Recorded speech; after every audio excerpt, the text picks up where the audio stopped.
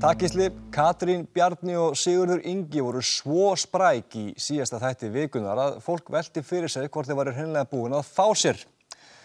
Vangaveltur sem beindu athyglinni frá sjálfum forseta Íslands sem var fullkomlega óskiljanlegur í vikunni. Gunni, hvað það að reyna að segja? Olette rakentaneet tasa-arvoisen vapaan. Gunni bestur. En auðvitað voru þið ekki ölvuð þó að sjáu að vísu tvöfalt í dag. Tvöfalt fleiri styðja nefnilega þessa ríkisstjórn en þá síðustu. Hún meira að segja byrja að starfa eins og tvær ólíkar ríkisstjórnir og ætlar bæði að lækka og hækka skatta.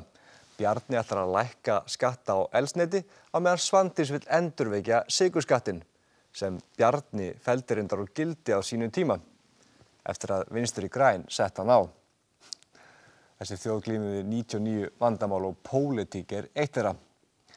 Vandamálin eru reyndar miklu fleiri en 99 miðað við reynslusögur þúsunda kvenna í fjölmörgum starfsgreinum á Íslandi sem hafa stigið fram og sagt frá kynferðislegri áreitni og mismunun, jafnvel grófu ofbeldi sem hafa orðið fyrir í störfum sínum.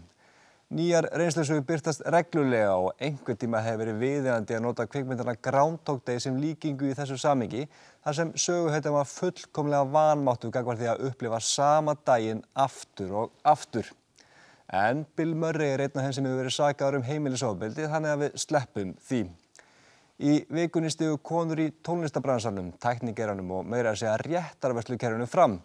En þegar lögreglukonur segja frá áreitni og ofbeldi innan lögreglunar, þá hljótu að vera komin í hring. Viðbrögðin hafa verið misjöfn, sumir hafa brugðist illa við en aðrir líta auðmjúkir í eigin barm í staðinn fyrir að hrökkva í vörn. Við ættum að minnstakosti flestir að geta brugðist betur við en þessi maður hér sem mótmælti fyrir utan heimili Steinunnar Valdísar Óskarsdóttur eftir hrun. Jú, hún var hrædd, ég tek undir það. Mér finnst það afar sárt til þess að vita að henni búin að líða illa þessi ár. En ég tek ekki persónulega til mín. Það er eitthvað annað sem þar. Það er verið aðrir að svara fyrir það. Það er bara þannig. Ég meina, ég mætti 8 til 10 sinnum, sendi út SMS til að minna á mótmanninn og hræddi 10 ára gamla dótturinnar. En það var aðrir að svara fyrir það. Eitt enn. Facebook hefur ákveðið að opna sérstaka spjallþjónustu fyrir börn vegna þess að þau eyða nú þegar ekki nógu miklum tíma fyrir framan skjáinn.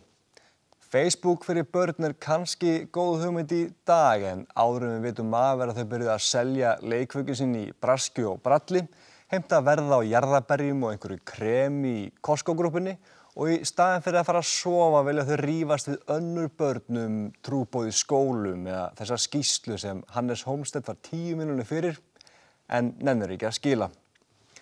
Eða kannski vita þau betur og byrja ekki að haga sér eins og við.